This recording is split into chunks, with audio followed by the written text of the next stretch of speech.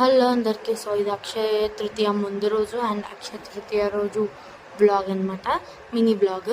So వెండి అన్న బంగారం అన్న కొనాలంటారు. సో బంగారం కొనాలంటే ఘోరంగా రేట్లు పెరిగిపోయినాయి. అందుకని చెప్పేసి వెండిలో తులసి చెట్టు కొనాలని ఎప్పటి నుంచో అనుకుంటున్నాము. ఫైనల్గా కొన్నాము. సో నేను అది ఏ సైజు ఎంత పడింది అనేది చెప్దాం అనుకున్నాను అని మిస్ అయిపోయింది క్లిప్.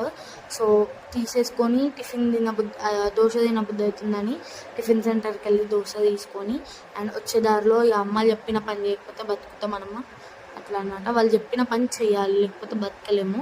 తర్వాత ఈ సెలూన్కి వెళ్ళిపోయి వచ్చేసి రెడీ అయ్యి అంటే ఫ్రెష్ అయ్యి పద్ధతిగా రెడీ అయ్యి బొట్టు పెట్టుకొని పూలు పెట్టుకొని మనకున్న చిటాక్ జుట్టుకి ఒక 2 పూలు తప్ప ఎక్కువ పెట్టుకోలేము.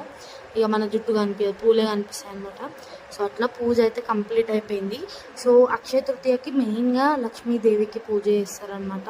సో కుబేర స్వామికి అండ్ లక్ష్మీదేవికి చేస్తే మంచిది, మన ఇయర్ మొత్తం మంచిగా ఉంటుంది. మీరు అక్షయ తృతీయకి లక్ష్మీదేవి పూజ చేస్తే చాలా డిఫరెంట్ అనేది చూస్తారు. సో ఒక 1 year 2 yearsకే కాదు, రిపీటెడ్గా చేయడం వల్ల చూస్తారనమాట. సో ఏమన్నా అటు ఇటు చెప్తే ఏమనుకోకండి. సో నాకు తెలిసింది చెప్తున్నా. అండ్ పూజ అయిపోయినాక మనం ప్రసాదాలు తినడానికి ఫస్ట్ ఉంటాం కాబట్టి ఆ కార్యక్రమం చేయాలి. సో